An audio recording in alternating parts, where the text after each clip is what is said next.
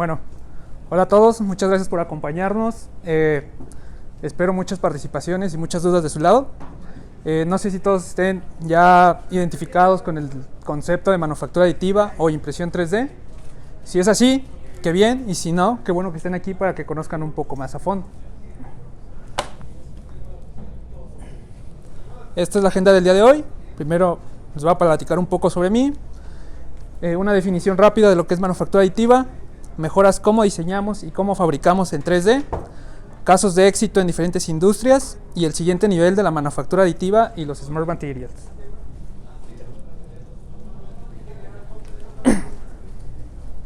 Bueno, yo soy el ingeniero Arturo Fragoso, soy ingeniero mecatrónico. Sin embargo, en mi tesis de licenciatura desarrollé un proyecto para fabricar piezas con manufactura aditiva con metal. Esto gracias a la soldadura MIG. Posteriormente también hice mis estudios de posgrado en maestría en ingeniería mecánica y ahí me enfoqué en lo que es la manufactura aditiva funcional. ¿Esto qué es? Pues estar utilizando distintos materiales al mismo tiempo para dotar de otras propiedades esa pieza. ¿Sale? También estuve haciendo una residencia un mes en la Universidad del Norte de Texas, donde estuve aplicando algo de lo que es diseño generativo y optimización topológica en distintas piezas. Y bueno, yo vengo de parte de la empresa Shift 3D. ¿Quién es Shift 3D? Es la empresa que cuenta con el servicio de manufactura aditiva más grande en todo México. Por lo regular, nosotros nos enfocamos en el uso de tecnologías de polvo. Si alguien ya está identificado con impresión 3D, pues a lo mejor se le viene a la cabeza, no sé, el filamento, impresoras pequeñas, algo por el estilo. Sin embargo, Shift 3D está enfocado en la industria. Y para la industria siempre tenemos que dotarla de la mejor tecnología posible. Es por eso que nosotros utilizamos tecnologías que se basan en polvo. Y más adelante les voy a platicar el por qué. Actualmente, ¿qué es lo que está sucediendo? Actualmente estamos viviendo una cuarta revolución industrial, ¿sale? La primera, pues fue con la máquina de vapor, ¿no? Posteriormente fue evolucionando y pasamos a tener producción en masa, energía eléctrica, distintas divisiones laborales. ¿Cuál fue la tercera? Producción automatizada, electrónica y el uso de las tecnologías de la información. Ahorita, ¿qué es lo que está sucediendo? Pues ya la manufactura aditiva entra al quite y no solo ella, también entran distintas áreas del conocimiento, como es la misma computación, la automatización de procesos, y llegan a formar lo que ahorita es la cuarta revolución industrial, y se dice que ya está también la quinta en puerta, ¿no? Ahora, manufactura aditiva o impresión 3D, ¿les parece que es lo mismo o es algo diferente? ¿Quién quiere participar? Adelante. Bueno, yo lo veo más que es como por el lado funcional. La manufactura aditiva ya trae un poquito más práctico, ya tiene controles por lo mismo más estrictos, y la impresión 3D pues es más como de hobby, ¿no? Ok. Que se imprimió una figurita, pues da igual si a lo mejor las resistencias a la presión y los esfuerzos no son pues equivalentes en toda la pieza, pero ya si quieres un prototipo más funcional o quieres hacer un molde 3D, pues ya necesitas. Ok, perfecto. ¿Se lo pueden pasar, por favor? Al que participe, un pequeño souvenir. Bueno, aquí tengo otra pregunta para ustedes. ¿Es verdad que la impresión 3D solo sirve para fabricar piezas de adorno? ¿O solo fabrico el STL que me encuentro en la red y ya lo mando a imprimir? ¿Es así de sencillo? A ver. No puedes diseñar basado en las limitaciones que tiene la tecnología, como se le dé la gana. Definitivamente yo he visto de compañías que están haciendo, les llaman mecanismos, o compliant mechanisms. Ok. No sabría cómo decir compliant, pero que fabrican pinzas, cosas que ni siquiera necesitan ser ensambladas o ser impresas como en polvo, que ya pueden imprimir mecanismos con piezas discretas, pero ya preensambladas. Esos son mecanismos que funcionan sin tener varias piezas. Ok. Ya directamente sin impresos. Entonces, definitivamente puede ser herramientas o hasta cosas estructurales. También ha habido impresión de edificios, ¿no? Con concreto y demás. Ok, perfecto. Adelante. Y también estaban viendo cosas complejas como las turbinas de los aviones. Ya se pueden, son más fáciles de construir con esta parte de... Ok, muy bien. Bueno, como bien lo dijeron, pues hay una diferencia y Sí estuvo bien lo que dijeron, pero la principal diferencia es que cuando estamos hablando de manufactura aditiva, nos vamos a referir a 7 diferentes procesos, de los cuales se van a derivar distintas tecnologías. Cuando hablamos de impresión 3D, por lo regular nos estamos enfocando a una aplicación de aficionados, como comentaban. Para empezar, pues vamos a definir lo que es manufactura aditiva. En este caso, es un método de fabricación que comúnmente nace con un archivo digital. Una vez que tienes este archivo digital, lo mandas a tu máquina que va a procesarlo. En este caso, la tecnología que vayas a utilizar, llámese filamento, llámese polvo o llámese resina. Y pues al final vas a obtener el sólido ya totalmente construido, ¿no? Aquí es muy importante que si no sigues esta cadena, pues no vas a poder sacarle el provecho ni vas a poder utilizar una tecnología de impresión 3D o de manufactura aditiva. ¿Nosotros en qué nos vamos a concentrar? En esta primera área. ¿Por qué? Ahorita vamos a ver que en sí esto es una representación matemática y toda representación matemática se puede optimizar. Estos son los 7 procesos principales o padres de los que está compuesta la manufactura aditiva. Tenemos el Sheet Navigation, Direct Energy Deposition, Material Extrusion, Material Jetting, Binder Jetting, Bath Photopolymerization y Powder Bed Technologies. En Shift 3D nos enfocamos al uso de fusión en camas de polvo, en procesos de LP que vienen de la fotopolimerización en tina y también en Binder Jetting. Estas 3 tecnologías se puede decir que actualmente son las que llevan la punta en el desarrollo industrial. Muchas de las piezas que se utilizan para hacer distintas refacciones pues se basan en esas tecnologías. Material Extrusion es la aplicación que comúnmente se conoce como impresión 3D, el filamento. Y cada proceso va a tener distintas tecnologías. Por lo regular la tecnología va a cambiar de acuerdo al material que pueda procesar y la configuración que tenga. ¿Por qué? Pueden tener una máquina de filamento, pero si esa máquina en lugar de que se muevan coordenadas X, Y, Z de forma muy cuadrada, por así decirlo, a lo mejor utilizan un robot delta que ya puede estar fabricando en otros puntos. Al final de cuentas el proceso es el mismo, es deposición de filamento, pero pues la tecnología va a cambiar porque la configuración es diferente. ¿Pero qué creen? Eso era al menos hace, no sé, 12 años, que fue cuando yo tuve mi primer acercamiento con la manufactura aditiva. Esto es lo que nos encontramos el día de hoy, ¿sale? Cambia todo esto. Si antes era un proceso, ahora ese mismo proceso ya se dividió hasta en 4 distintas partes y cada uno de esos procesos, vean el chorro de tecnologías que ya se tienen. Y por tecnologías, pues digamos, la marca, ¿no?, que está desarrollando esa máquina. Por ejemplo, tenemos aquí en la extrusión de filamento, no sé, han de ser ahí 50 marcas y a lo mejor estoy corto, ¿no? Cada una utiliza una configuración diferente y puede procesar materiales diferentes y eso es lo que ayuda o da pie a que nazca una nueva tecnología. Entonces, esto a qué da pie a que las industrias tengan que adoptar este tipo de procesos. ¿Por qué? Porque ya se dieron cuenta con todo esto que pasó en la pandemia que esperar a que un producto te llegue de otro lado, de otro continente, de otro país, es muy tardado. Lo mejor de todo esto de la manufactura aditiva es la fabricación in-house. No depender de otros para yo tener mis piezas en el menor tiempo posible y ahorrarme costos, sobre todo, y también el tiempo. Estas son 4 razones para incluir la manufactura aditiva a tus tecnologías de producción. Ojo, no vamos a reemplazar con lo que se está fabricando actualmente. No vamos a dejar de prescindir del torno, de la fresa, del CNC, del estampado, ¿sale? La manufactura aditiva solo es una herramienta más que nos ayuda a producir en mayor cantidad y tener un mejor producto y una masificación del mismo. Esta masificación es personalizable. ¿Por qué? Porque eso para la manufactura aditiva no es un reto. Imagínense que tienen que fabricar 1000 piezas diferentes y cada una tiene un número de serie diferente. ¿Esto cómo lo podrían hacer con CNC? Pues tienen que generar el mismo código G para cada pieza. Las trayectorias van a ser diferentes y pues eso te lleva mucho tiempo. Tanto para el programador del CNC como para la gente que lo tiene que inspeccionar.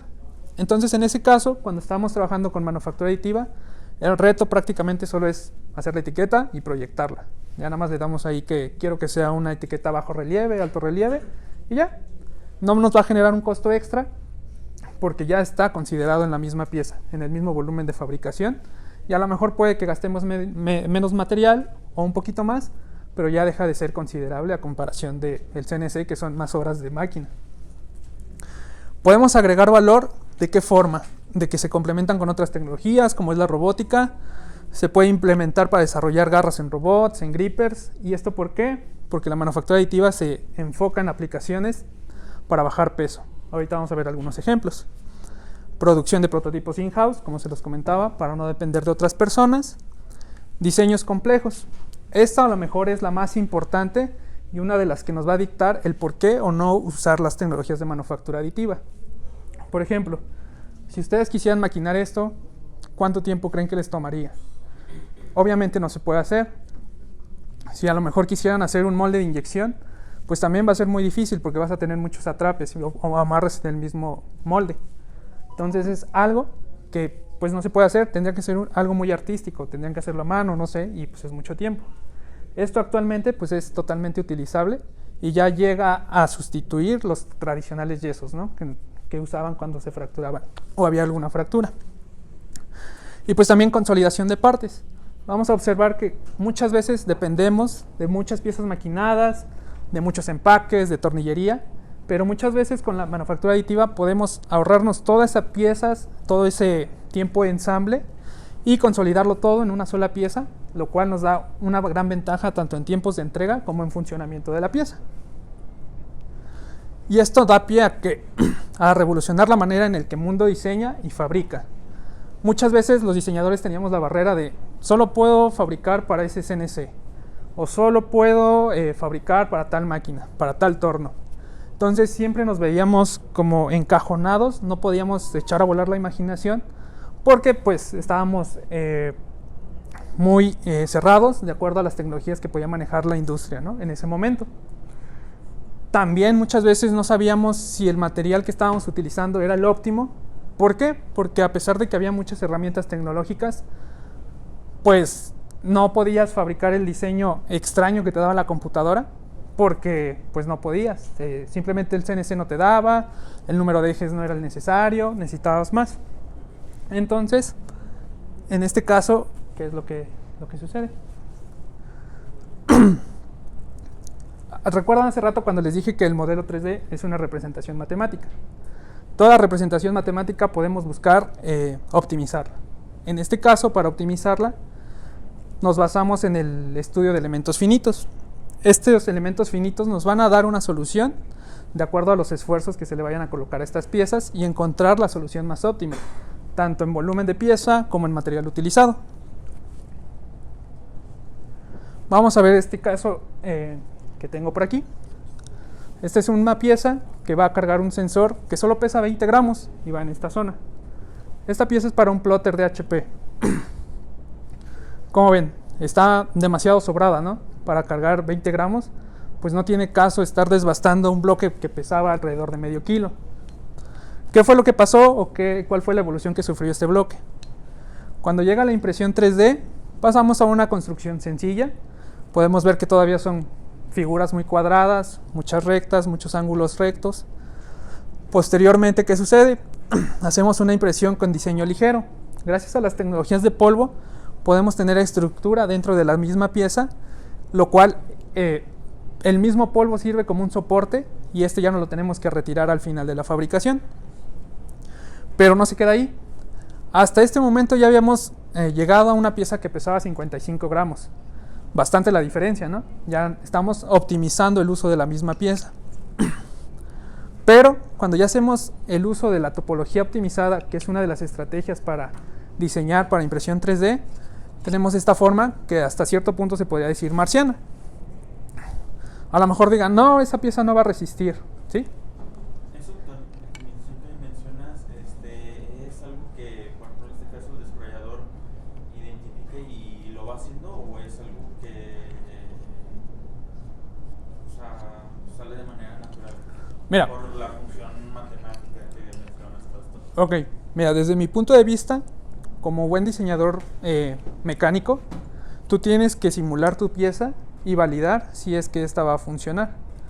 Esa validación es la que te lleva a ver qué factor de seguridad tienes en tu pieza, qué desplazamiento estás teniendo con los esfuerzos que les aplicas, qué esfuerzos tienes, si tienes algunas zonas de riesgo. Ponle que esta pieza cuando se simula sale en azul. Ese color azul nos representa de que hay un factor de seguridad más arriba de 7. O sea, imagínate, podríamos hablar, una interpretación somera sería, está sobrado por 7 esta pieza. No tiene caso. Hay que ver cómo se puede optimizar. Entonces ahí es cuando entra el estudio de elementos finitos. Gracias a la malla que se genera sobre esta pieza, se pueden ahí hacer distintos cálculos matemáticos, tú poniendo un objetivo, ya sea reducir el 30% del peso de esta pieza, o reducir el material que se está utilizando, o el volumen, y a través de ese objetivo que tú le pusiste, te va a arrojar esta solución, o otras, dependiendo del software que utilices. Simulaciones. Sí, tú partes de una simulación. Antes de imprimirlo. Exactamente. Esto apenas es en el diseño. Ojo, ahorita pongan que la impresión es lo más sencillo. El primer paso a desbloquear es el diseño. Es una pregunta más como voy a generar de su compañía. ¿En Shift tienen un programa dedicado para hacer estas mallas de elementos finitos o utilizan plugins para los CADs más universales? No, por lo regular nosotros utilizamos Fusion 360 o SolidWorks. Cualquiera de los dos.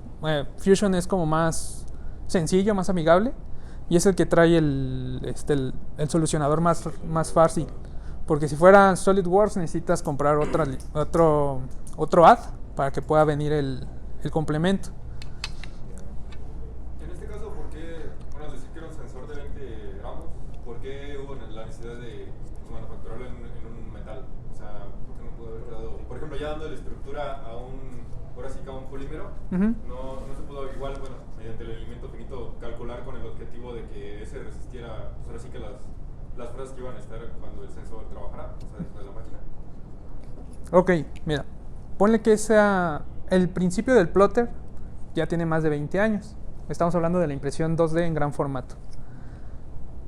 Un reto al cual nos estamos enfrentando hoy en día es que esto tenía un plano de hace 30 años y pues es una figura muy sencilla. Dices, ¿qué hago? Pues nada más lo mando a mecanizar. En fresa, unos cuantos cortes y vámonos. Y funcionó bastante bien por muchos años. Pero cuando te pones a analizar todos los factores que impactan el peso de esta pieza, ¿qué te das cuenta? Que un motor se va a desgastar más rápido porque está cargando mayor peso, que las bandas sufren mayor desgaste. Y entonces, a la larga, ¿qué es lo que evalúas? Imagínate HP cuántos plotters de 2D comercializa en todo el mundo. Además, todo el reclamo que va a tener por el desgaste de piezas, cambios prematuros de estas mismas, el mantenimiento de cada pieza. Entonces, eso es lo que da pie a utilizar piezas con mejor performance. A lo mejor tú me puedes preguntar, oye, pero a ojo cerrado se ve que esta va a resistir más que esta. Pero aquí entra otro concepto muy importante y en el que tienen que poner bastante atención. Siempre hay que tener en cuenta cuál es la función de la pieza. Si la función de esta pieza solo era cargar un sensor de 20 gramos, pues nada más hay que diseñar para que cargue ese sensor de 20 gramos y lleve un recorrido. Y ya. Si tú llegas y empiezas a darle masazos a las piezas o los quieres pisar, pues sí es obvio que se va a tronar, pero hay que recordar la pregunta. ¿Cuál es la función de la pieza? ¿Resistir masazos y golpes? ¿O que cargue un sensor de 20 gramos y que haga el recorrido? Siempre que estemos tratando de fabricar para impresión 3D, hay que tener en cuenta la función de la pieza.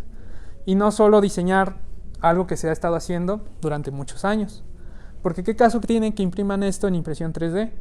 Nada, no tienes ningún valor agregado, a lo mejor hasta te sale más caro y pues dices, ¿qué ventaja le vi al tener mi impresora? A lo mejor hasta el tiempo de impresión es mayor, no lo sé. Pero ya cuando haces este tipo de soluciones y al cliente le estás diciendo que tiene una reducción de peso del 93%, ahí ya se hace atractivo, ¿no? Dices, mis motores casi no se van a gastar. Una reducción del costo de casi del 50%, porque pasaste de $22 a $11, ahí es cuando le hace más sentido a las empresas. Dices, está más padre el diseño, rinde lo mismo, cumple con la función y pues me ahorro bastante dinero. Y también lo que es la huella del carbono. Hay que recordar que cuando estamos en manufactura aditiva, pues solo es adición de material, solo lo que necesitas. Sí hay un cierto desperdicio, a lo mejor en las tecnologías como filamento o resina que necesita soportes, pero ya va considerado dentro del costo de la misma pieza. En este caso no. Imagínense, medio kilo y todo lo que desbastes ya no lo puedes reutilizar, a menos que lo vayas a fundir y estés ahí juntando viruta, lo cual pues muchas veces no se hace, porque ya va contaminado con aceite, con otras cosas. ¿Sale? ¿Sí? El último paradigma de diseño es el... Recuerdo haber visto en alguna ocasión que tomaban como que, digamos, la pieza original, en este caso el bloque, simulaban dónde se iban a poner los esfuerzos y las cargas y como que minimizaban la geometría para que tuviera los soportes o la resistencia esperada, pero reduciendo el material. ¿Sí es esa? Sí, de hecho ahorita lo vamos a ver. Ok. Adelante. De hecho es el video. Ahorita vamos a ver cómo se van a empezar a definir las cargas. De hecho, si se dan cuenta, ya no partimos del de este primero, sino ya sería como de la segunda iteración que se hizo, por un diseño en bloques.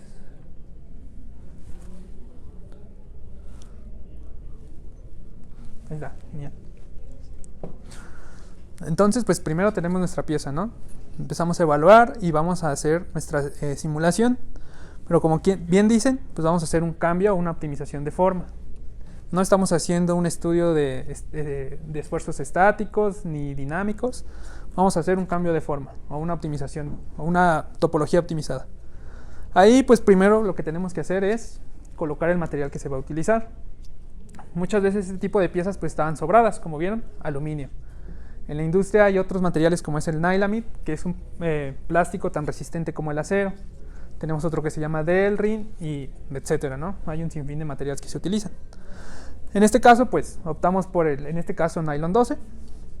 Son propiedades que tú seteas en el mismo software y la siguiente etapa es definir dónde van a estar las cargas. Pues en este caso se definió que las cargas van a estar donde se va a llevar el método de unión, donde se va a enclavar esta pieza, donde vas a tener un soporte, ¿no? Para que ésta se pueda enganchar, para que se pueda empotrar, y tú poco a poco vas definiendo estas cargas.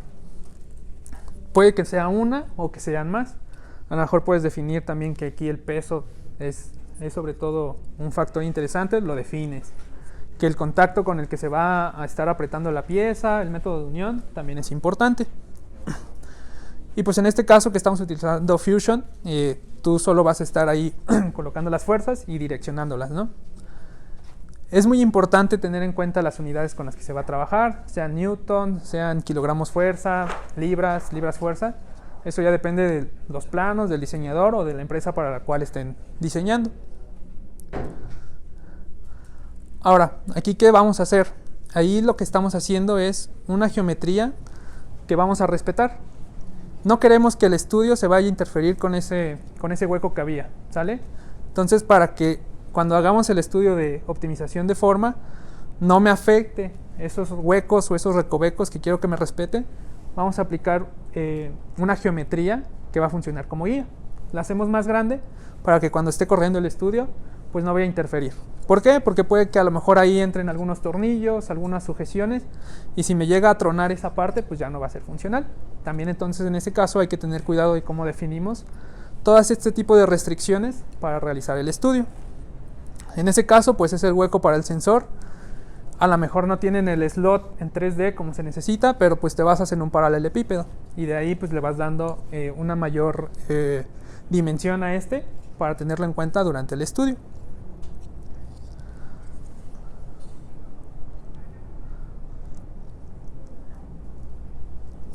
Se podría decir que también la optimización topológica es contraparte del diseño generativo, y ahorita vamos a observar por qué.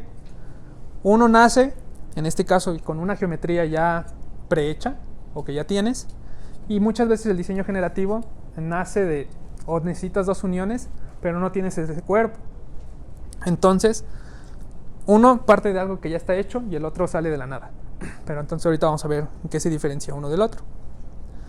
Aquí pues ya casi terminamos de definir qué geometrías no queremos que se toquen. De hecho, si se dan cuenta, pues son esta parte de acá, este de aquí y esto de acá, ¿no? Donde se va a sostener al plotter. Vimos que se respetan estos huecos, el slot para el sensor y ya. Aquí pues vamos a setear algunos objetivos. ¿Qué es lo que quieres? Que la masa se reduzca un cierto porcentaje, que el volumen sea menos, etcétera. Y ya, vamos a proceder al estudio.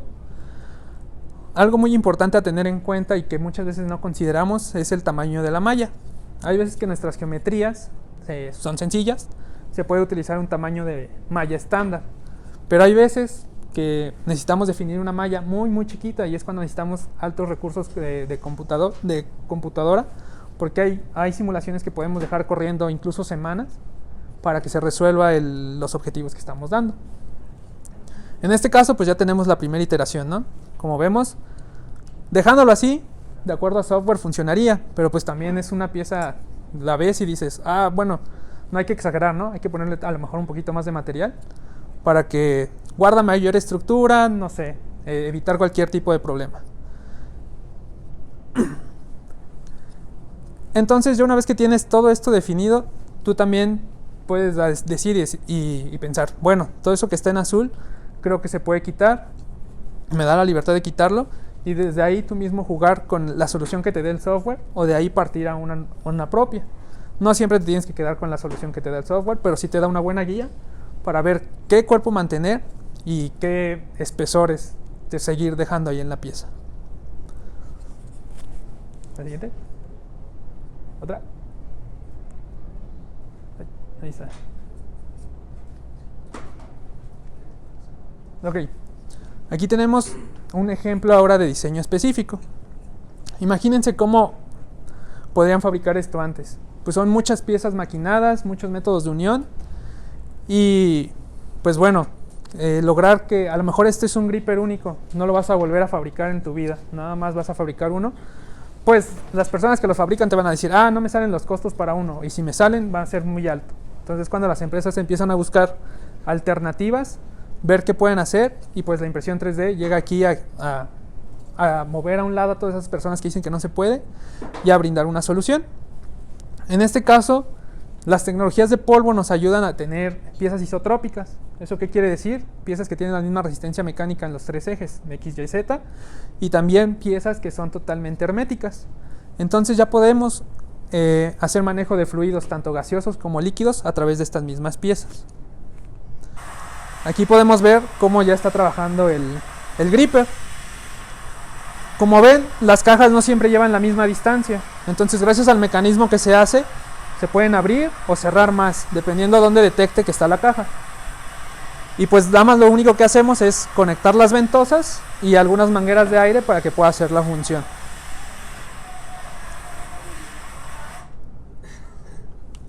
¿De la optimización topológica alguna duda?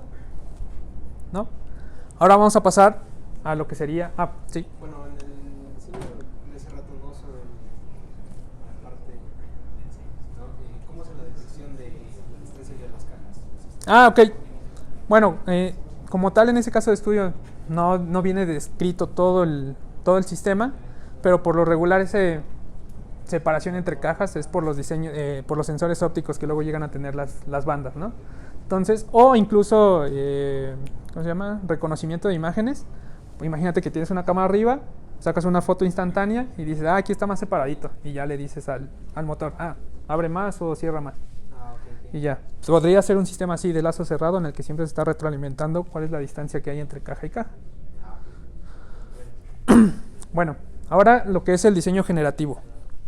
También se le conocen como piezas activas. Muchas veces el concepto de diseño generativo se basa en cómo va creciendo un árbol. ¿Alguien sabe por qué la rama crece en una dirección y luego en otra y luego esa rama tiene más ramitas? Una es por el sol. Siempre están tratando como, llámese así, de alcanzarlo, de buscarlo, para que sus hojas puedan hacer fotosíntesis, etc. Pero también por distintas pues cambios en el clima. A lo mejor mayor resistencia al aire, menor resistencia al aire, sienten que se va a tronar, entonces ellos solitos van evolucionando. Y a lo mejor puedes decir, qué chiste de un árbol, pero de ahí es donde nace este concepto de diseño generativo. Siempre estás tratando de buscar la ramita que te dé mayor esfuerzo o que te dé o satisfaga las condiciones que tú diste al momento de estar fabricando o estar creando ese estudio, ¿sí? ¿Hay algo de eso como el descensor de por gradiente o algo así? O sea, se busca como que optimizar alguna especie de función y se ve cuál es la manera más directa de llegar al objetivo. Depende de cada software y tienen distintas formas de calcularlo. En este caso, incluso hay empresas que te dicen que un diseño generativo es lo que vimos como optimización topológica. Pero en este caso, pues no. Tratamos de seguir el caso del arbolito, ¿no? Siempre estar haciendo las ramitas conforme te den mejor resistencia o cumplan con tus requerimientos. De esas animaciones por lo menos se ve casi como si fuera alguna especie como de algoritmo genético, ¿no? O sea, como que está buscando... Exacto, está buscando la mejor solución o la mejor configuración para resolver el problema. En este caso, pues, tiene cierta fuerza que está aquí en los barrenos, tiene cierta fuerza que se va a aplicar al momento de estar haciendo fatiga o flexión, y gracias a eso, pues va haciendo más gruesas o más delgaditas las ramas que tiene. Pero sí, como tú dices, está basado en algoritmos genéticos de encontrar cuál se acopla de mejor manera. ¿Aquí había otra pregunta? ¿No? Ok. Bueno, entonces vamos a pasar a ya un ejemplo práctico. Por ejemplo, este soporte para motor. Muchas veces no sabemos cómo enganchar varias superficies y nada más tenemos, hay unos barrenos por acá, otros barrenos por acá y están en diferentes planos. Muchas veces eso para diseñarlo pues es un tanto difícil, ¿no? Está hasta cierto punto ambiguo. Podemos partir de escanear la zona y ya detectando las coordenadas de esos puntos de sujeción, hacer un estudio de diseño generativo y obtener esa pieza. O buscar el ensamble del mismo carro y jalando las coordenadas que nos da ese plano o ese ensamble, dotárselas al diseño generativo para que vaya formando este sólido. E incluso nos dé pues algunas soluciones algo locas como en este caso. Aquí tenemos un ejemplo más, otro ejemplo ya más de la vida real, que es este eje para patineta. De hecho, esta pieza pues cuesta $161. A lo mejor para los que no estamos en el mundo de la patineta podemos decir, está muy caro, pero para la gente que sí los ocupa bastante, pues a decir, está súper bien el precio, se acopla a mi necesidad y pues ya mi patineta no tiene tanto peso, ¿no? A lo mejor ya lo hago más customizable. Aquí estamos viendo cómo se está haciendo el estudio y de todas las opciones que salen, tú eliges uno y ya lo puedes mandar a fabricar. Llegar a esta parte en el uso de manufactura aditiva es lo más complicado. Ya después pues va a depender de la tecnología que tengas y de lo que estés buscando y de las mismas capacidades de esa tecnología para que lo puedas fabricar con el mejor performance. Aquí tenemos otro ejemplo. Este caso es un fin de brazo, que si lo ven, pues como se fabricaba antes, era muy sencillo, ¿no? Cortes muy rectos, métodos de sujeción, básicos, etcétera. Pero ya cuando haces un estudio de optimización de forma o de diseño generativo, ¿qué es lo que obtienes? Una reducción en la masa y una reducción también en el mismo costo. Por ejemplo, en este pasamos de 1.28 kilos a 0.81, ¿sale? Y de $216 a 113. A lo mejor ahorita lo ven y dicen, ¿para qué o qué? ¿Dónde le ven aplicación? Pero todo este tipo de tecnologías, de formas de fabricación, actualmente se está aplicando en el ramo automotriz. ¿Por qué? Porque ahorita está de moda los autos eléctricos, ¿no? Y un auto eléctrico, ¿qué es lo que buscamos? Que nos dé una mejor autonomía. ¿Cómo nos va a dar una mejor autonomía? Cargando menos peso. Si de por sí ya va a cargar una familia, que en total han de sumar, no sé, 400 kilos, más todo el armatoste que es el auto, pues hay que buscar cómo tener piezas ligeras, pero que sigan teniendo la misma resistencia.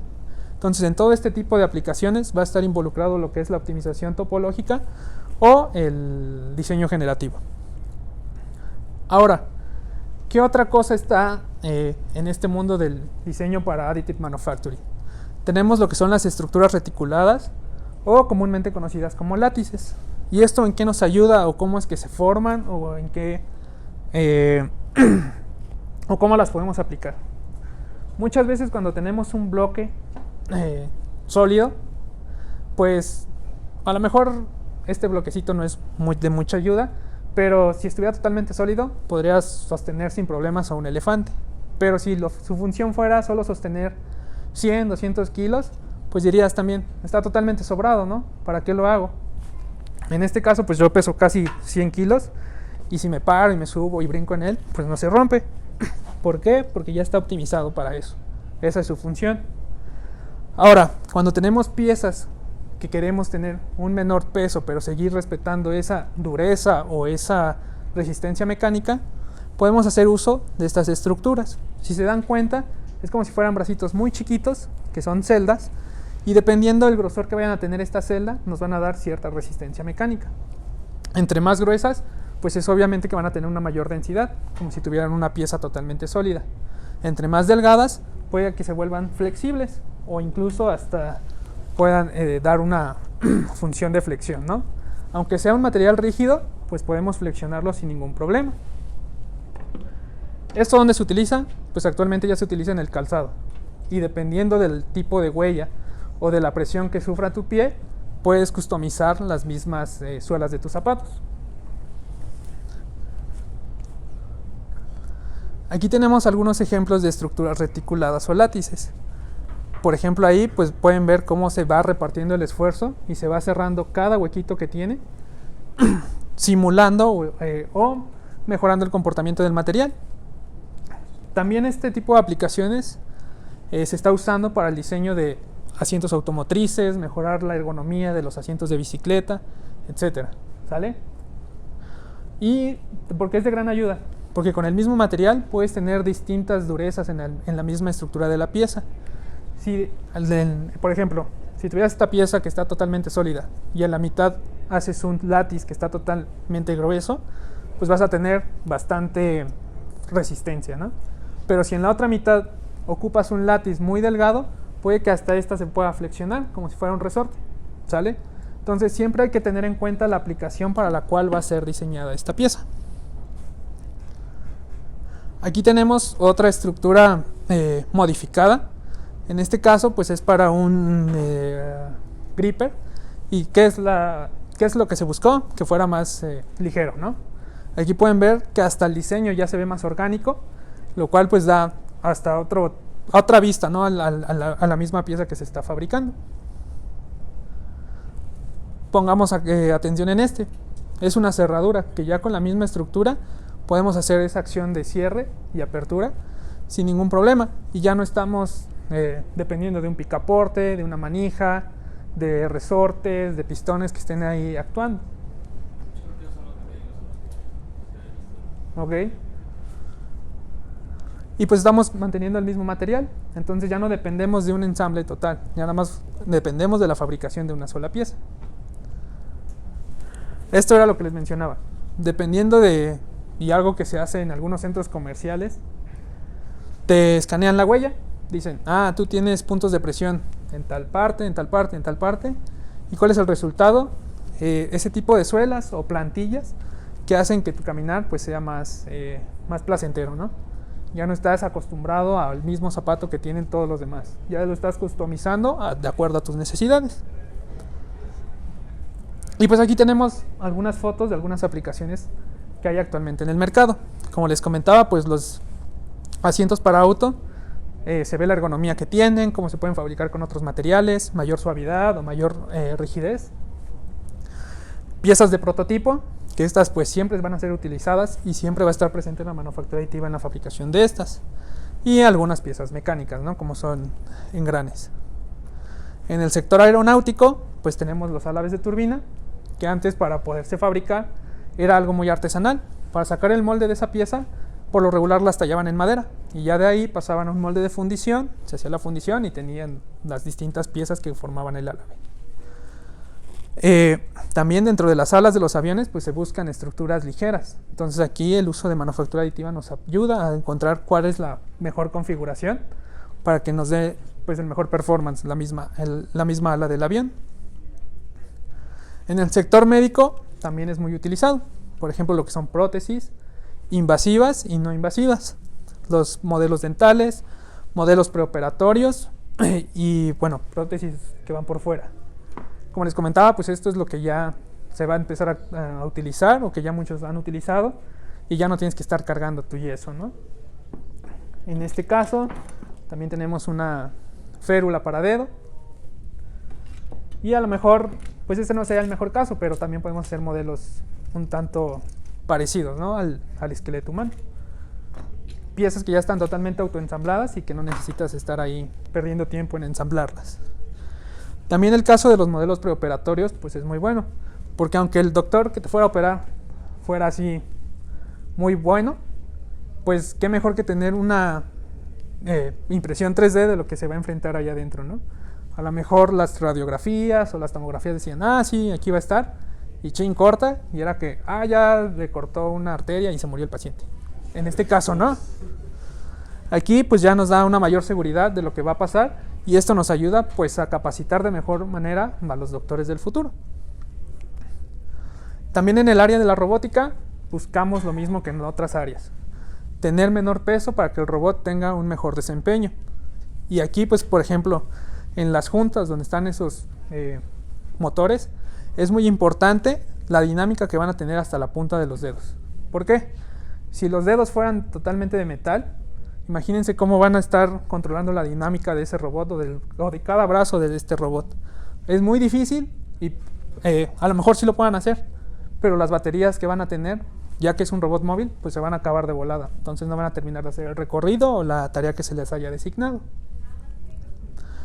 También tenemos los bienes de consumo. En este caso, pues algunos prototipos de mascarilla, las suelas de zapatos que ya les había mencionado y algunos tipos de casco.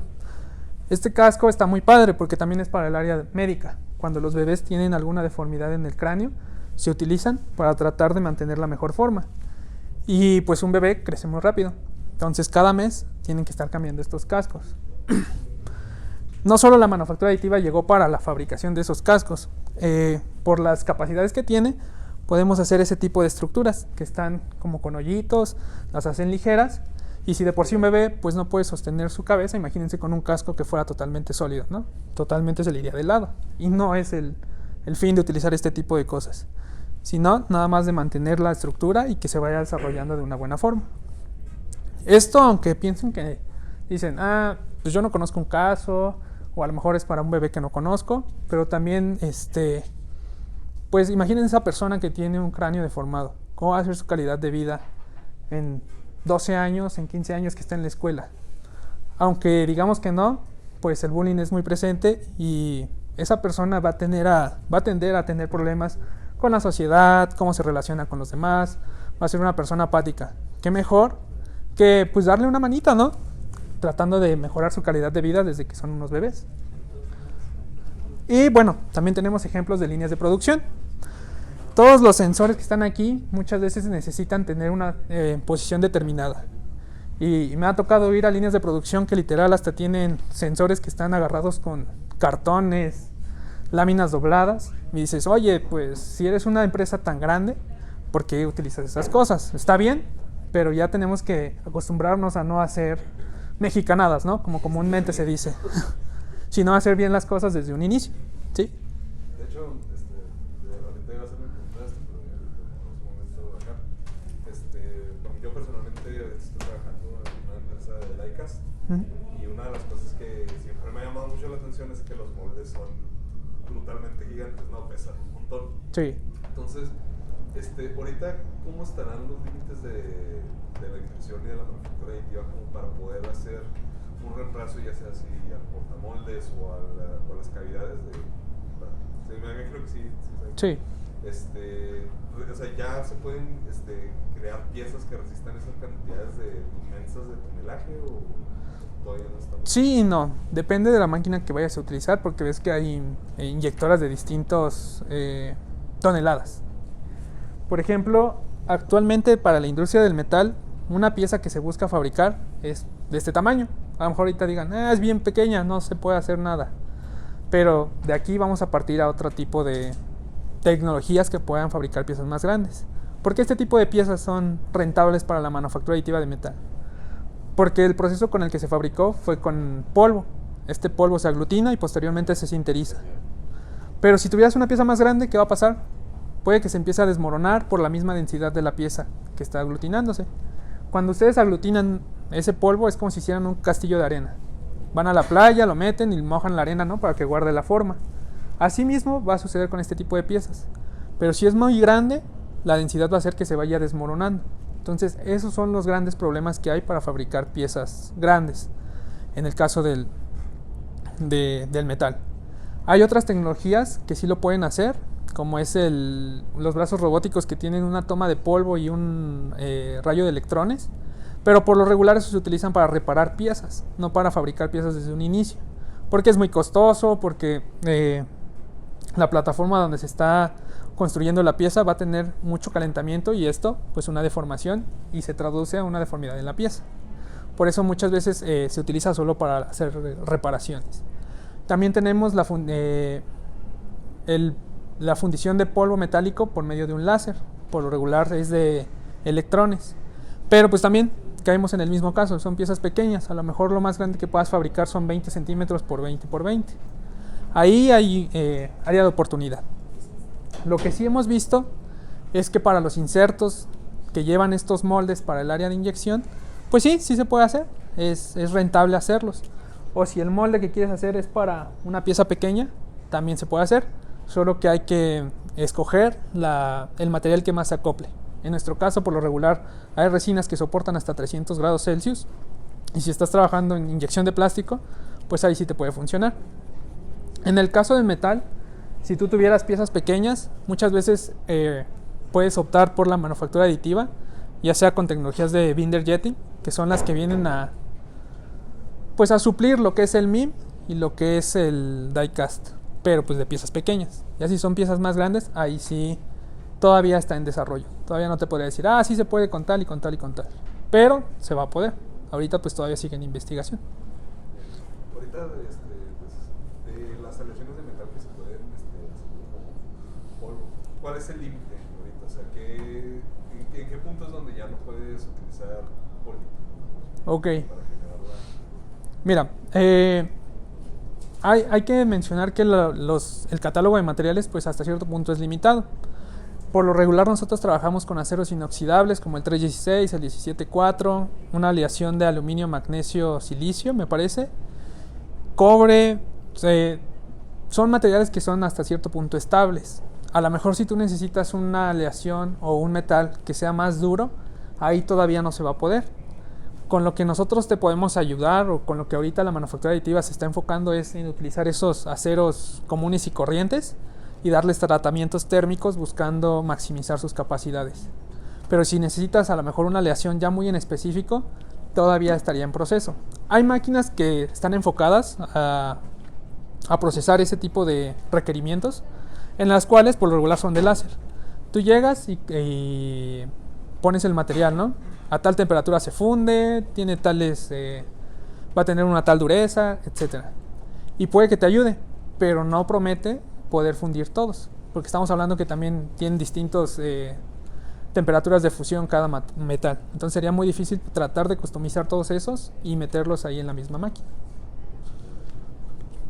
¿Sale? Y bueno, pues esto a lo mejor era nuevo para ustedes, o dicen, sí, ¿qué puedo hacer con eso? Pues que creen que el futuro ya nos está alcanzando y ya la impresión 3D es algo tan básico como hasta saber caminar o respirar, ¿no? ¿Por qué? Porque ya vamos a pasar a algo que es la impresión 4D. En esto de la impresión 4D, ¿qué es? Como pueden ver el GIF, se ven algunas pequeñas burbujitas. ¿Esto cómo se logra? Pues son materiales reactivos o responden a ciertos estímulos. En este caso, pues esta pieza está respondiendo al estímulo de estar sumergida. Y va muy de la mano con lo que son los Smart Materials. Estos materiales pues son manipulados para responder de forma controlable y reversible, modificando alguna de sus propiedades. Pero si esto lo quisieran hacer en masa y ver cómo funcionan, pues sería muy costoso. Es por eso que ahí entran las tecnologías de manufactura aditiva. Porque a lo mejor tú solo fabricas, no sé, un lote de 10 kilos de un Smart Material y ya tienes una aplicación específica en la cual lo vas a utilizar. Y sabes que solo esa persona la va a utilizar con cierta tecnología y no tienes que estarlo diseñando para todos. ¿Sale? A lo mejor esto sea un poquito más celoso, pero ya está enfocado en aplicaciones ya muy en específico. ¿Qué son los Smart Materials o cuáles son las características que los pueden identificar? Pues tenemos materiales piezoeléctricos que funcionan a distintas resistencias eléctricas, materiales cromoactivos, magnetorreológicos, materiales fotoactivos o materiales con memoria de forma. Este de memoria de forma es algo que vimos en el primer GIF. Vean este caso de éxito. Esta pieza, dependiendo del cambio de temperatura que vaya teniendo, va a abrir o cerrar, ¿sale? Entonces, hacer este tipo de acción, ¿en qué nos va a ayudar? Pues en grippers, ¿sale? En funciones muy en específico. A lo mejor cuando estén cavando vamos a necesitar leer distintas temperaturas, y a lo mejor esto nos puede ayudar a realizar alguna función en específico. Tenemos estos materiales piezoeléctricos. Vean cómo ya está combinado tanto en este caso un elastómero con estos cables, ¿no? Y está respondiendo al diferencial de potencial que está recibiendo esa pieza o esos cables. Igual esa pieza se estira o se retrae dependiendo del estímulo que esté recibiendo. A lo mejor ahí el estímulo eran 5 volts o 3 volts, una corriente de 0.8 amperes, no lo sé.